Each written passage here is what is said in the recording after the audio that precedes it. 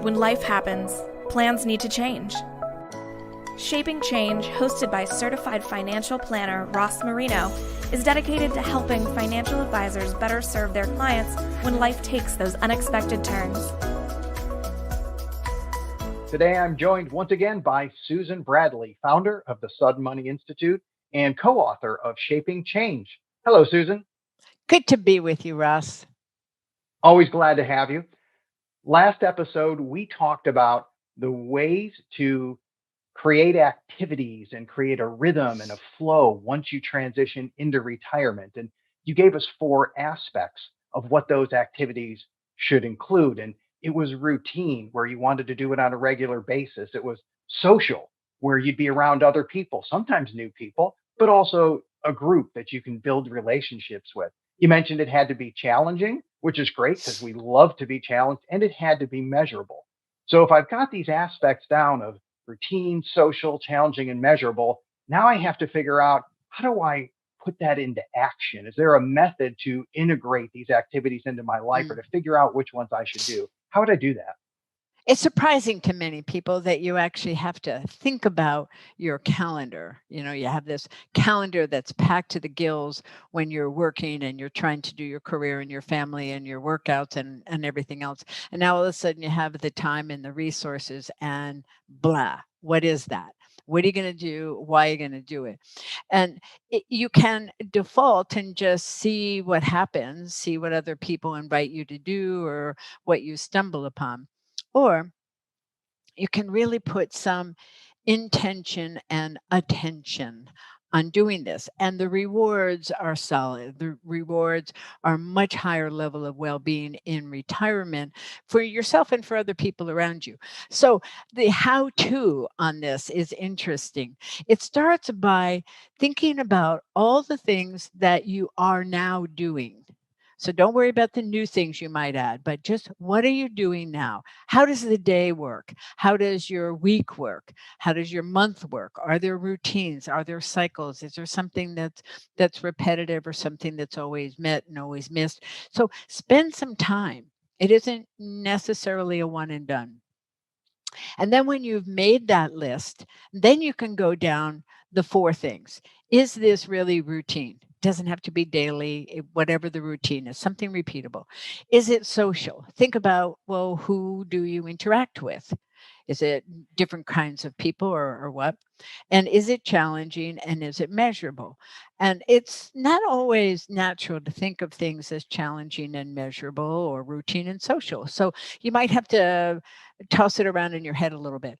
So when you have this list, most people find that there's a lot that they do that don't come close to matching all 4. Just stuff that they do because that's what they do.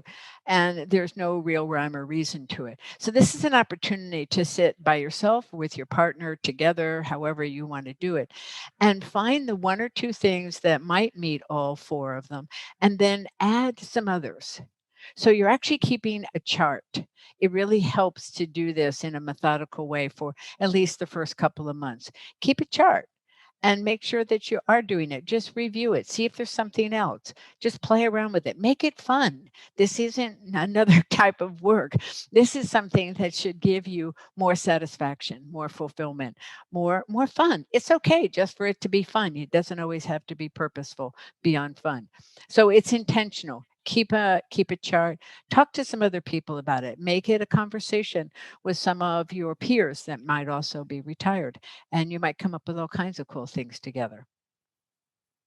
Retirement is one of the biggest transitions that we go through, but many transitions in life share similar characteristics. That's part of your work. It's part of the designation that I earned, Certified Financial Transitionist. That's part of your institute.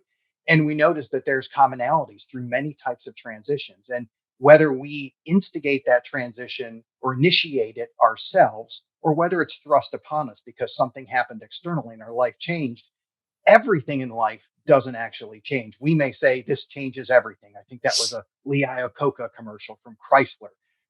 Well, everybody's as old as us, they'll remember that. So that was way back, right? This changes everything. Every transition in life doesn't change everything.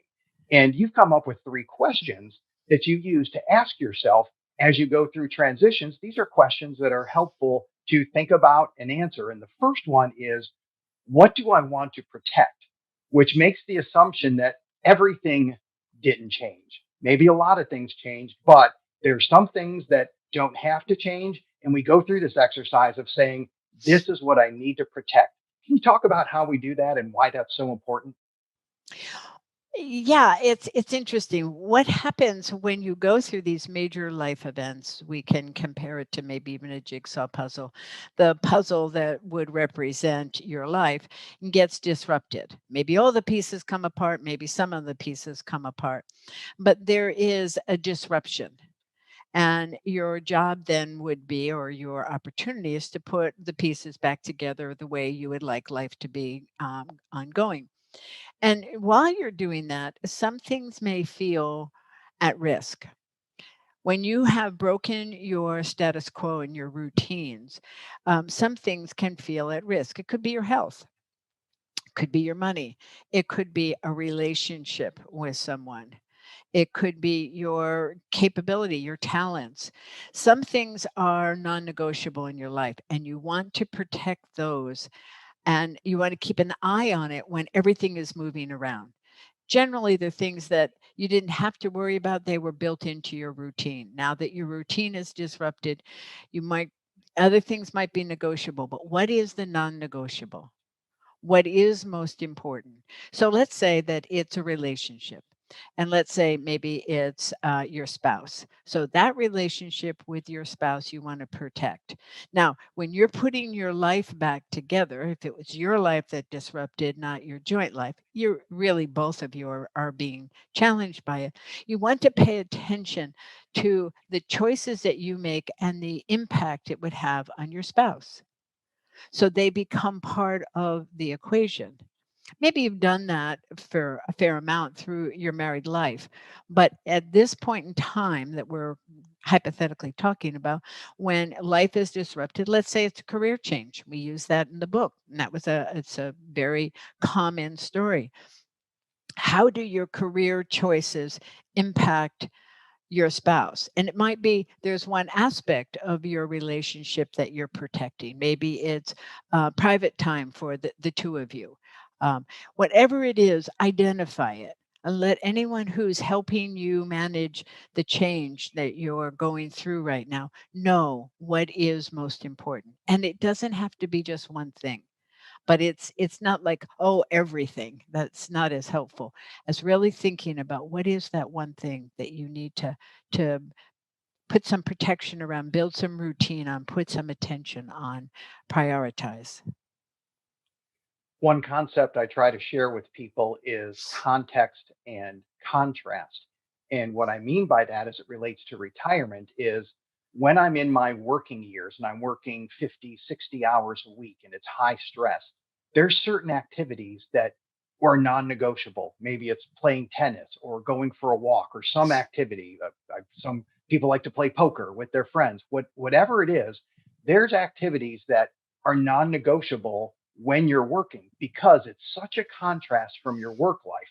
But when I leave my work life and now I transition to a retired life, maybe those activities aren't going to be that much different than what I do on a daily basis. So the context of my life, I go from working 50, 60 hours a week to not working at all at a regular job.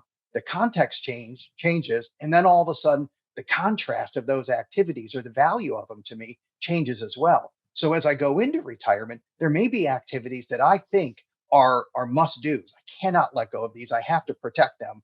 But once I go into retirement, all of a sudden I start to see it a little bit differently. And that's why I love how you always talk about talking through it and writing it down. I'm big on journaling and processing it because once the context changes, once my life goes from before to after some transition event, I'm just going to see things differently. And on the financial side, you may have had more freedom during your working years because mentally, I'm always thinking, I don't need my money yet. I'm still adding to my nest egg. I'm still making more than I spend. It sounds great financially.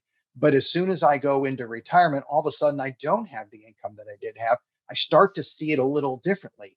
And there may be some activities that I love that maybe are a little more expensive than what I'd like to do.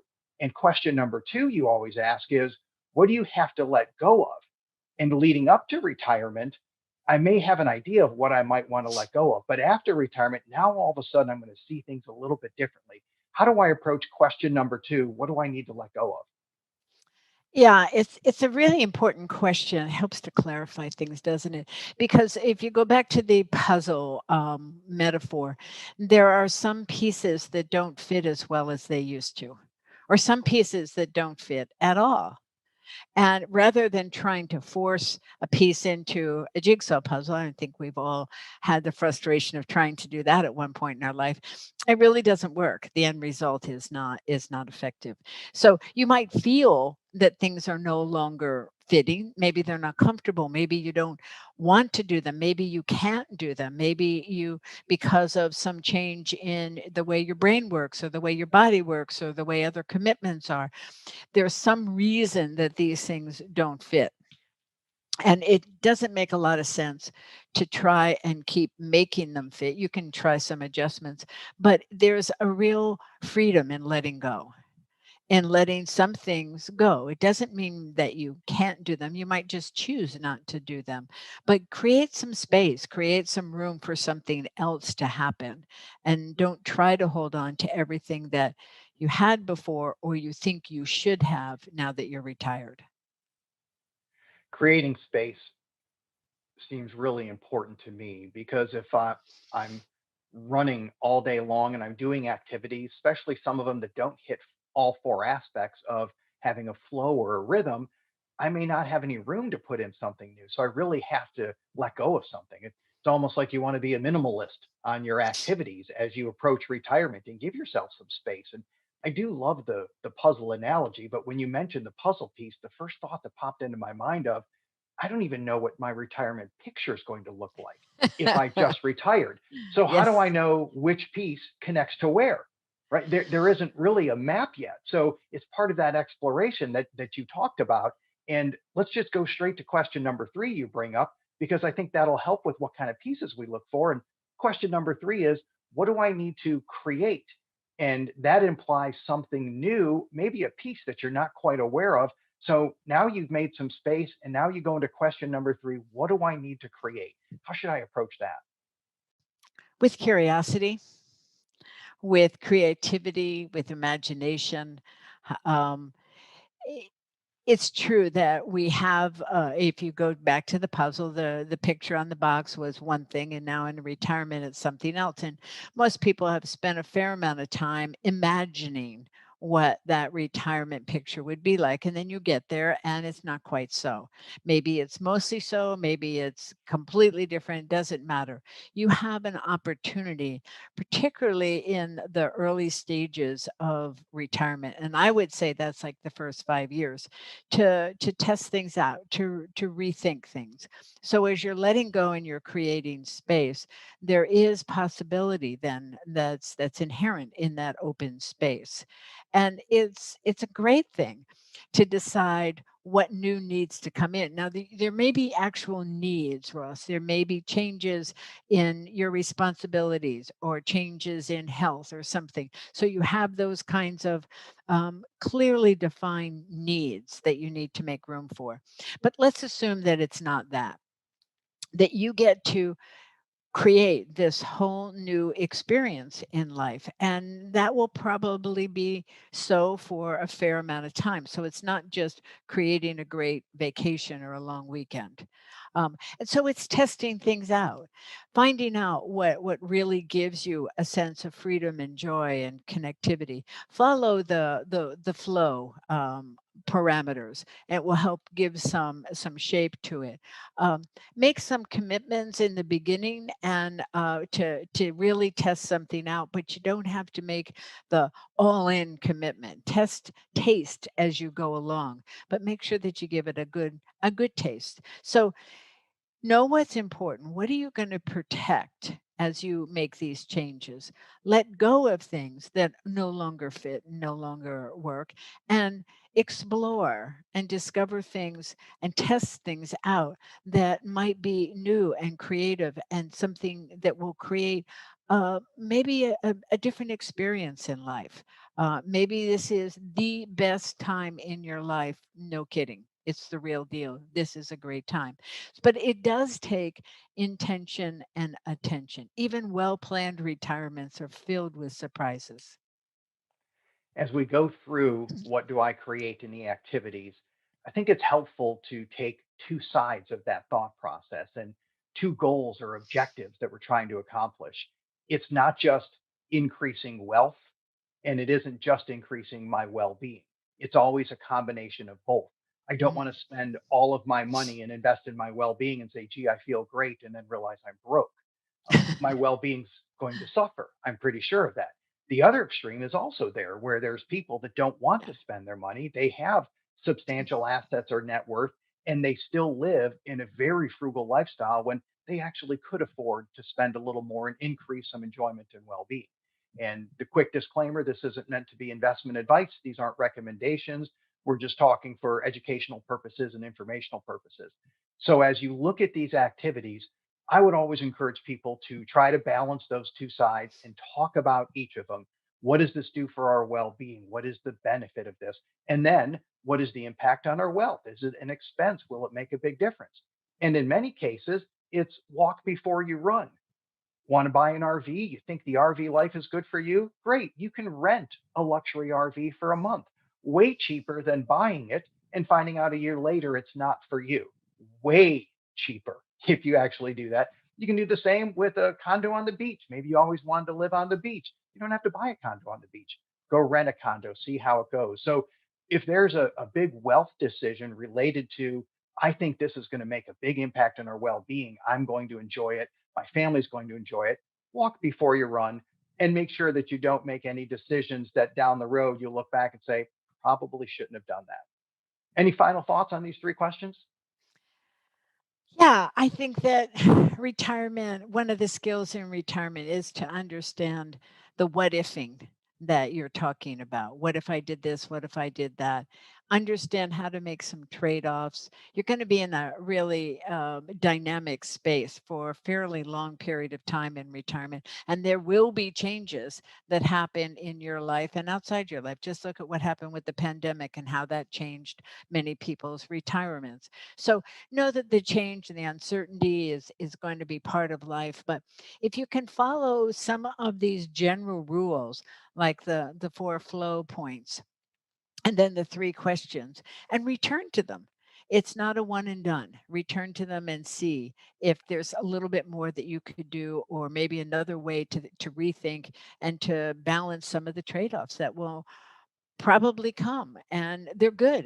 It forces you to discover and to create and to keep moving forward and not settle into a rut. You don't want to be in the retirement rut. You want to be living a dynamic life, your dynamic life. What do I need to protect? What do I need to let go of? What do I need to create? Three excellent questions for any transition in life. As always, thank you so much, Susan. Appreciate you being on the show. Always a pleasure. Thank you for listening to Shaping Change with Ross Marino. This show is for general information purposes only and is not intended to provide recommendations or advice. Speak with a legal, tax, or financial advisor before making any decisions. Past performance references are historical and do not guarantee future results. Visit rlsummit.com to learn more.